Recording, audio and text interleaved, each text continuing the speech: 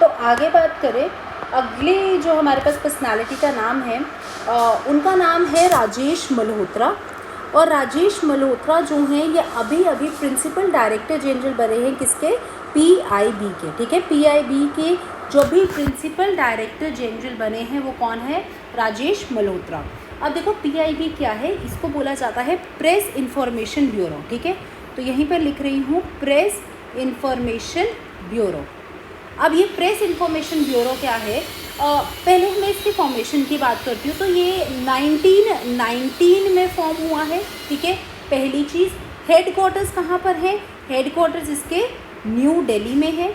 और अभी ये कौन सी मिनिस्ट्री के अंडर आता है प्रेस इंफॉर्मेशन ब्यूरो, तो ये आता है ministry of I&B, that is ministry of information and broadcasting. Minister कौन है इसके, तो मिनिस्टर का नाम है अनुराग ठाकुर। ठीक है, अनुराग ठाकुर।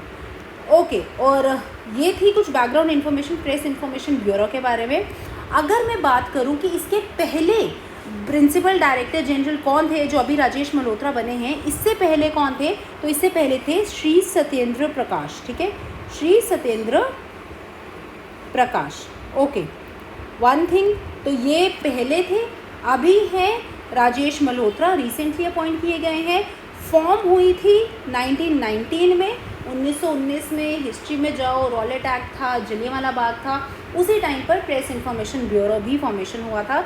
हेडक्वार्टर्स नई दिल्ली में है, इंफॉर्मेशन एंड ब्रॉडकास्टिंग मिनिस्ट्री के अंडर आती है और इसके प्रेजेंट मिनिस्टर है अनुराग ठाकुर। ठीक है, अब पीआईबी बेसिकली फंक्शन किसके लिए करता है, तो जितनी भी जो इलेक्ट्रॉनिक और वेब मीडिया है उसको हमें प्रोवाइड करने में मदद करता है, और government plans, policies, programmes, initiatives and achievements जितने भी हैं इनकी, उसको डिसेमिनेट करने में हेल्प करता है, उसको प्रोवाइड करने में हेल्प करता है press information and bureau. Okay, अब देखो ये जो पीआईबी है ना, एक और चीज़ मैं आपको बता दूं, ये जो पीआईबी है ये हमारे पास 14 लैंग्वेजेस में अवेलेबल है। ठीक है, 14 लैंग्वेजेस में अवेलेबल है, जिस तरीके से हम लोगों तक ये इन्फॉर्मेशन पहुंचती है।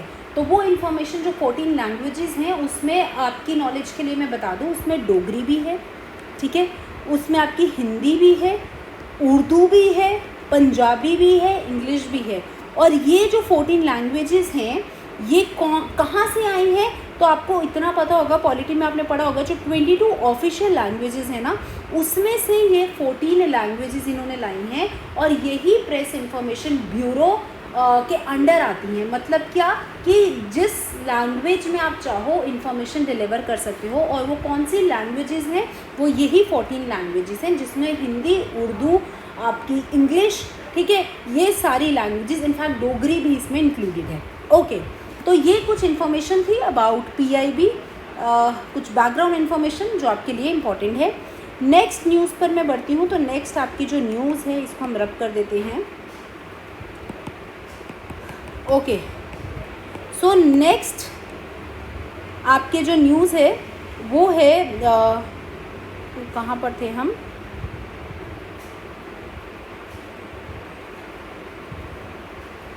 Okay, NITI Aayog, CEO of NITI Aayog. NITI Aayog very very very important. NITI Aayog की फुल फॉर्म क्या है, तो नीति आयोग की फुल फॉर्म है national institute for transforming India. ठीक है, national institute for transforming India, तो नीति आयोग की ये फुल फॉर्म है। नीति आयोग जो है ये पहले इसको किस नाम से बुलाया जाता था, नीति आयोग को पहले बुलाया जाता था प्लानिंग कमीशन के नाम से, और इसका बाद में नाम चेंज किया गया, and now it is called NITI Aayog. एक आप समझ सकते हैं ये गवर्नमेंट ऑफ इंडिया का थिंक टैंक है। ठीक है, किस तरीके से इन्होंने काम करना है। और पहले प्लानिंग कमीशन जो था ये टॉप डाउन अप्रोच से काम करता था। ठीक है, टॉप डाउन अप्रोच से काम करता था, लेकिन अभी जो नीति आयोग है ना ये काम करता है बॉटम अप अप्रोच। ठीक है, सो बॉटम अप्रोच से ये काम करता है। पहली चीज़, थिंक टैंक बोला गया है गवर्नमेंट ऑफ इंडिया का, जितनी भी इकोनॉमिक डेवलपमेंट है और किस तरीके से कोऑपरेटिव फेडरलिज्म को एक तरीके से फॉस्टर करना है, इन्हांस करना है, उसमें हेल्प करता है। ठीक है, what is this cooperative federalism? Cooperative federalism को मैंने बोला फॉस्टर करने में हेल्प करता है। कोऑपरेटिव फेडरलिज्म है क्या? तो देखो यार, किस तरीके से एक स्टेट गवर्नमेंट जो है काम करेगी सेंटर के साथ मिलकर, ठीक है, दोनों अपनी पावर्स को साथ में लेकर चलेंगे और दोनों किस तरीके से काम करेंगे इन building the economy of the country. उस वजह से उसी तरीके को हम बोलते हैं कोऑपरेटिव फेडरलिज्म। इसी चीज़ को फॉस्टर करने में, इन्हांस करने में नीति आयोग काम करता है। साथ ही साथ इकोनॉमिक डेवलपमेंट में भी ये हेल्प करता है। बेसिकली एक flexible relationship between federal and state government को बिल्ड करने में हेल्प करता है, जो साथ में काम करेंगे on variety of issues and programmes, ठीक है। तो ये बात थी आपकी नीति आयोग की। अब यहाँ पर जो हमने न्यूज़ देखी है कि इसका सीईओ भी चेंज किए गए और सीईओ भी कौन बनाए गए हैं? BVR सुब्रमण्यम, ठीक है, BVR सुब्रमण्यम। ओके, इसके बाद मैं बात करूँ तो नीति आयोग का जो इनिशिएटिव है वो कौन कौन से इनिशिएटिव हैं? तो आपने 15 ईयर रोड मैप, ये एक इनिशिएटिव इन्होंने लिया है, ठीक है। 15 साल में हर कनेक्टिविटी बहुत बढ़िया होनी चाहिए। 7 ईयर विजन है इनका, ठीक है, 7 साल का एक विजन है, स्मार्ट सिटी प्लान्स और ये सब एक स्ट्रैटेजी के साथ ही चलते हैं। एक्शन प्लान लेकर चलना है। अमृत, डिजिटल इंडिया, ये सारे के सारे जो इनिशिएटिव्स हैं ये अंडर नीति आयोग ही लिए गए हैं, ठीक है। Okay, one more thing which is very important, इसका फॉर्मेशन कब हुआ है? तो फॉर्मेशन इसका हुआ है 2015। एग्जैक्ट डेट है 1 जनवरी 2015। 2015 में नीति आयोग आया था। और इससे पहले, जैसे मैंने आपको बताया, इसकी प्रीसीडिंग एजेंसी कौन सी थी? तो इससे पहले थी प्लानिंग कमीशन। और प्लानिंग कमीशन मैंने आपको बोला ये टॉप टू डाउन अप्रोच जो है वो यूज़ करती थी in making the strategies, in making the plans, ठीक है। हेडक्वार्टर्स कहाँ पर हैं इसके? तो हेडक्वार्टर्स इसके हैं न्यू दिल्ली में। फर्स्ट थिंग, चेयरपर्सन कौन होते हैं नीति आयोग के? आपसे कोई पूछेगा who is the chairperson of NITI Aayog? So it is the prime minister of India, ठीक है। नीति आयोग के चेयरपर्सन रहते हैं prime minister of India which is Narendra Modi. Okay, और कौन सी मिनिस्ट्री के अंडर आता है? One more thing, so ministry of planning के अंडर जो पेरेंट एजेंसी है वो है मिनिस्ट्री ऑफ प्लानिंग। ओके, सो ये आपकी थी कुछ important information about NITI Aayog. अभी जो नया अपॉइंट किए गए हैं सीईओ वो कौन है? BVR सुब्रमण्यम। ओके, आगे बढ़ती हूँ। ये देखो कुछ बैकग्राउंड इन्फॉर्मेशन मैं आपको साथ साथ में दे रही हूँ, इसको पढ़ो और इसको याद रखें, ठीक है। So your next is national security adviser. अभी रिसेंटली अपॉइंट करे गए हैं, कौन है? अजीत डोवल, ठीक है। अजीत डोवल को अभी नेशनल सिक्योरिटी एडवाइज़र बनाया गया है। नेशनल सिक्योरिटी एडवाइज़र बेसिकली क्या होता है? तो ये सीनियर ऑफिशियल रैंक है जो national security council of India में अपॉइंट किया जाता है। और साथ ही साथ ये जो नेशनल सिक्योरिटी एडवाइज़र होता है ये चीफ एडवाइज़र होता है to the security of prime minister of India. तो प्राइम मिनिस्टर को जो सिक्योरिटी प्रोवाइड करवाता है वो उसका सारा का सारा जिम्मा किसके अंडर होता है? National security adviser. अभी रिसेंटली अपॉइंट किए गए हैं, कौन है? अजीत डोवल, ठीक है। ओके, अगर मैं अजीत डोवल की बात करूं तो ये एक IPS ऑफिसर थे और ये केरला कैडर से बिलोंग करते थे। इसी के साथ साथ ये कुछ इंपॉर्टेंट इन्फॉर्मेशंस थी जो आप नेशनल सिक्योरिटी एडवाइज़र के रिलेटेड जान सकते हैं, ठीक है। और यही प्राइम मिनिस्टर ऑफ इंडिया को भी सिक्योरिटी प्रोवाइड करते हैं। ओके, इसके बाद अगली बात करी है डिप्यूटी नेशनल सिक्योरिटी एडवाइज़र। ये तो है national security adviser, senior official rank रहता है। डिप्यूटी उससे थोड़े एक रैंक नीचे हैं और ये कौन अपॉइंट करे गए हैं? पंकज कुमार सिंह, ठीक है, पंकज कुमार सिंह। ये मैं आपको बता दूं, पंकज कुमार सिंह की अगर मैं बात करूं तो ये फॉर्मर डायरेक्टर जनरल भी रहे हैं ऑफ BSF, ठीक है, farmer director general of BSF, ठीक है, ऑफ BSF। ओके, आगे बढ़ते हैं। तो अगली जो न्यूज़ है वो हमारे पास वो है CEO of NITI Aayog, CEO of YouTube, ठीक है। तो ये बहुत बड़ी न्यूज़ हमने पहले भी डिस्कस करी है। तो YouTube के CEO भी कौन बने हैं? नील मोहन। इम्पॉर्टेंट क्यों है? क्योंकि ये एक इंडियन पर्सनालिटी हैं। हाँ, इनका बर्थ प्लेस क्या है, बर्थ प्लेस देख लें, लैफेटिस इंडियाना, ठीक है।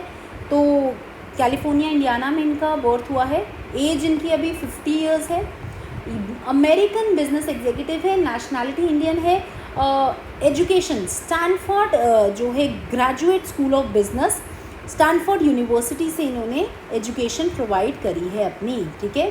तो नाम याद रखेंगे, नील मोहन।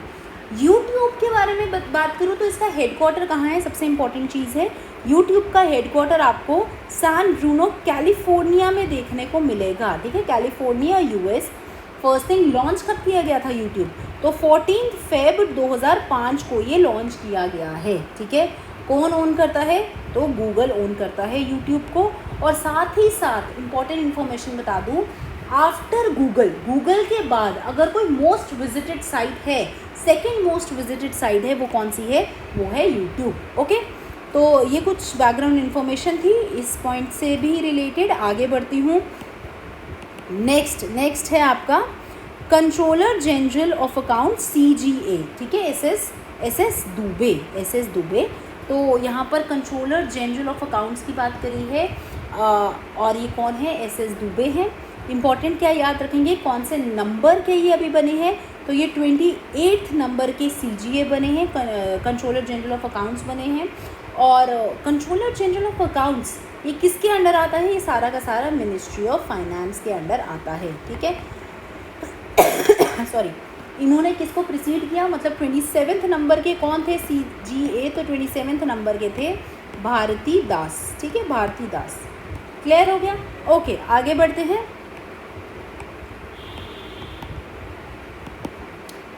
नेक्स्ट जो न्यूज़ है वो पूछा गया है national ambassador of children rights, ठीक है। तो अभी नेशनल एम्बेसडर चूज़ किया गया है चिल्ड्रन राइट्स के लिए, वो कौन है, आयुष्मान खुराना एक बॉलीवुड मूवी स्टार हैं, ठीक है। और इन्हीं को अभी एम्बेसडर बनाया गया है चिल्ड्रंस राइट्स का। यही अभी यूनिसेफ को रिप्रेजेंट भी करेंगे, ठीक है। यहाँ पर हमारे साथ आपको पता होगा प्रियंका चोपड़ा जो एक लीडिंग एक्ट्रेस हैं बॉलीवुड की, वो भी यूनिसेफ के साथ जुड़ी हुई हैं। इसी के साथ साथ अभी जो एम्बेसडर अपॉइंट करे गए हैं वो कौन है, आयुष्मान खुराना, 38 ईयर्स के हैं। बर्थ प्लेस इनका जो है चंडीगढ़ है, और 14 सितंबर 1984 में इनका बर्थ हुआ था, ठीक है। नेक्स्ट न्यूज़ की मैं बात करूं तो अगली जो हमारे पास न्यूज़ है वो पूछा गया है chief economist of OECD। What is this OECD, तो इसको बोला जाता है organisation for economic cooperation and development. So organisation for economic cooperation and development, ठीक है। अब यहाँ पर चीफ इकोनॉमिस्ट जो अपॉइंट करे गए हैं वो कौन है, क्लेयर लॉम्बर्डेल, ठीक है। What is this organisation for economic cooperation and development, तो ये एक यूनिक फोरम है जहाँ पर जो गवर्नमेंट है ऑफ 37 डेमोक्रेसीज़, ठीक है, कितनी डेमोक्रेसीज़ हैं, 37 democracies with market based economies, वो कोलैबोरेट करती हैं to policy standards to promote suitable economic growth, sustainable economic growth को प्रमोट करते हैं। तो 37 डेमोक्रेसीज़ मिलती हैं, और ये एक इकोनॉमी को किस तरीके से हमने ग्रो करना है, प्रमोट करना है, ये एक ऐसी ऑर्गेनाइजेशन है जो उससे रिलेटेड बात करती है। अगर मैं इंडिया की बात करूं तो इंडिया जो है it is one of the many non member economies, ठीक है। तो नॉन मेंबर इकोनॉमीज़ है इंडिया, और ये OECD के साथ काम कर रहा है in addition to other member countries. तो yes, India is a part of OECD, ठीक है। 37 डेमोक्रेसीज़ में से इंडिया भी एक है। यहाँ की इंपॉर्टेंट इन्फॉर्मेशन है, ये आप ध्यान रख सकते हैं। ओके, नेक्स्ट बात करते हैं चेयरमैन ऑफ रेलवे बोर्ड। तो रेलवे बोर्ड के जो अभी चेयरमैन अपॉइंट किए गए हैं वो कौन है, अनिल कुमार लाहौती। अनिल कुमार लाहौती की अगर मैं बात करूँ या मैं आपको रेलवे बोर्ड की बात करूँ तो ये किस मिनिस्ट्री के अंडर आते हैं, सबसे पहली चीज़ तो ये आते हैं मिनिस्ट्री ऑफ रेलवेज़ के अंडर, ठीक है, मिनिस्ट्री ऑफ रेलवेज़ के अंडर आते हैं। और ये एक रेलवे बोर्ड जो है ना, ये एक स्टैट्यूटरी बॉडी की तरह काम करती है। Why statutory body? That means कि यहाँ पर इस बॉडी को हमने ओरिजिनली अपने कॉन्स्टिट्यूशन में ऐड नहीं किया था, इस बॉडी को हमने एक लॉ के तहत ऐड किया गया है, ठीक है। तो इसको कोई पहले से नहीं था, लॉ निकाला, अमेंडमेंट्स किए और उसके बाद ये बॉडी को हमने ऐड किया गया रेलवे बोर्ड्स को अंडर मिनिस्ट्री ऑफ रेलवेज, ठीक है।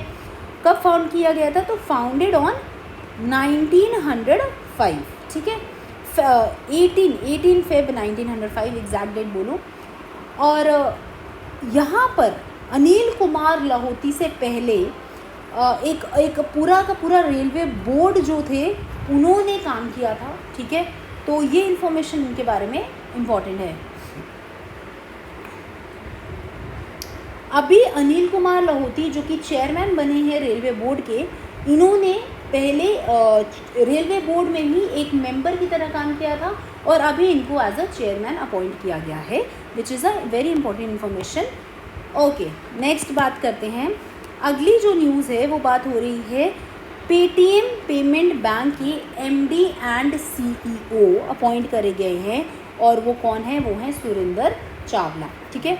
तो पेटीएम पेमेंट बैंक समझते हो ना, ये जो डिजिटल पेमेंट्स से रिलेटेड है और आपकी जो डिजिटल इंडिया का जो एक कॉन्सेप्ट है उसको हमने और एनलार्ज और वाइडन अप करने की बात करी है और इसी के चलते हमने बहुत सी चीज़ें जो हैं फैसिलिटीज़ लोगों को प्रोवाइड करी हैं। अभी रिसेंटली इसके जो एमडी और CEO Paytm payment bank, Paytm अलग अलग हमारे पास ऐप्स हैं जिसके थ्रू हम डिजिटल पेमेंट्स कर सकते हैं, जैसे कि हमारे पास गूगल पे है, हमारे पास पेटीएम है, हमारे पास अब रुपे कार्ड भी आ चुका है, हमारे पास अमेज़ॉन पे है। तो इस तरीके से अलग अलग हमारे पास पेमेंट बैंक्स हैं जिसके थ्रू हम पेमेंट्स कर सकते हैं डिजिटली। उसी में से एक पेमेंट बैंक पेटीएम भी है और इसके अभी सीईओ जो चेंज करे गए हैं वो हैं सुरेंद्र चावला।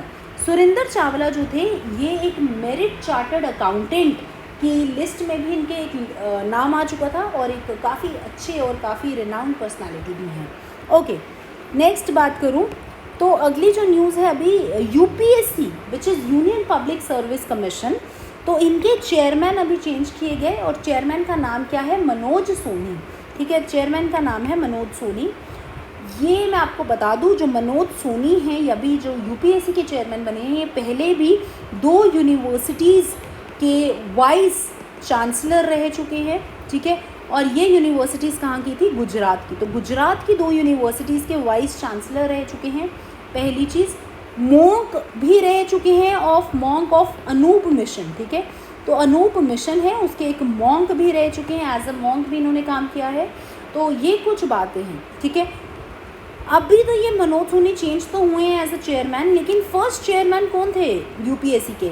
तो फर्स्ट चेयरमैन जो यूपीएससी के रह चुके हैं वो हैं रॉस बार्कर, ठीक है, Ross Barker.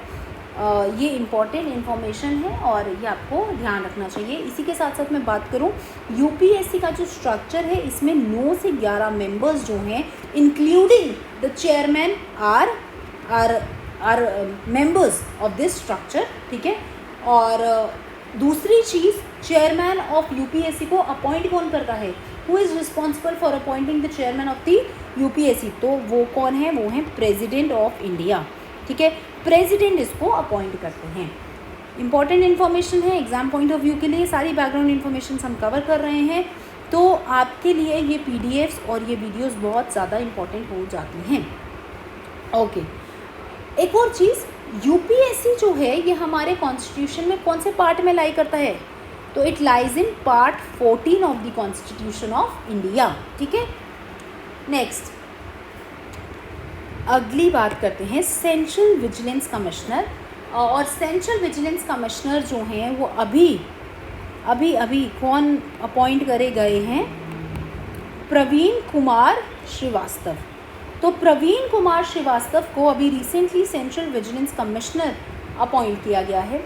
Central vigilance commission की मैं बात करूं तो ये भी एक स्टैट्यूटरी बॉडी है। आपसे कई बारी क्वेश्चंस आ जाती हैं that is CVC is a constitutional body, non-constitutional body, statutory body और none of the above, ठीक है।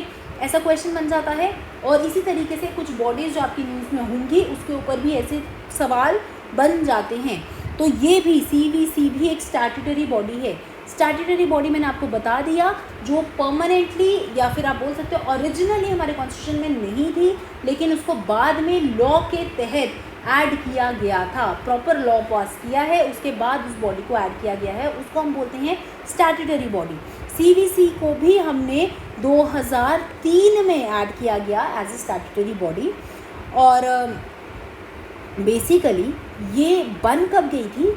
इसको बनाया गया था 1904 में, लेकिन हमने अपने कॉन्स्टिट्यूशन में 2003 में इसको लेकर आए हैं। समझ आ रहे हो? तो 1904 में बना तो थी, लेकिन एज अ स्टैट्यूटरी बॉडी ये कब फॉर्म हुई है? 2003 में, ठीक है। और बेसिकली काम किसके ऊपर करती है? तो गवर्नमेंट करप्शन, गवर्नमेंट की यहाँ पे जितने भी करप्शन, ब्लैक मनी, ये सारी जो चीज़ें हैं इसको कंट्रोल कौन करता है? CVC कंट्रोल करती है। सेंट्रल विजिलेंस कमीशन जो है वो कंट्रोल करती है। हेडक्वार्टर कहाँ पर है? तो हेडक्वार्टर इसके न्यू दिल्ली में है। और साथ ही साथ ये किसी भी गवर्नमेंट, किसी भी पार्टी, किसी के भी अंडर नहीं आती है। सो ये एक ऑटोनॉमस बॉडी है जो अपने तरीके से काम करती है। और गवर्नमेंट में करप्शन, ब्लैक मनी, गुंडागर्दी नहीं, बेसिकली करप्शन के ऊपर ही ये ज़्यादा काम करती है, ठीक है।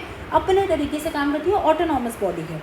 ओके, अब इस बारी के जो प्रवीण कुमार श्रीवास्तव हैं, उनको एक यहाँ के अभी कमिश्नर जो हैं वो चुने गए हैं सेंट्रल विजिलेंस के। First thing. दूसरी चीज़, अगेन ये कौन बनाता है, कौन इसको बनाएगा या कौन इसको अपॉइंट करेगा? तो अभी भी प्रेसिडेंट के हाथ में ये पावर है, प्रेसिडेंट इनको भी अपॉइंट करते हैं। So who appoints the central vigilance commissioner? It is the president. Okay, इससे पहले कौन थे? अभी तो ये अपॉइंट हुए, लेकिन इससे पहले कौन थे उनका भी नाम हम देख लेते हैं। तो इससे पहले थे आपके सुरेश एन पटेल, ठीक है, Suresh N Patel. Okay, next.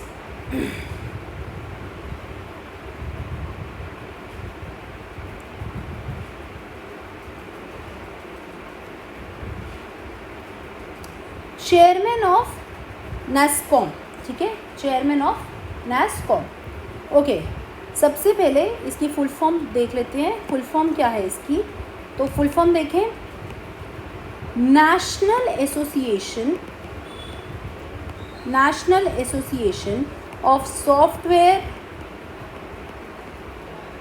And service company, ठीक है। So national association of software and service company, ठीक है, फर्स्ट थिंग।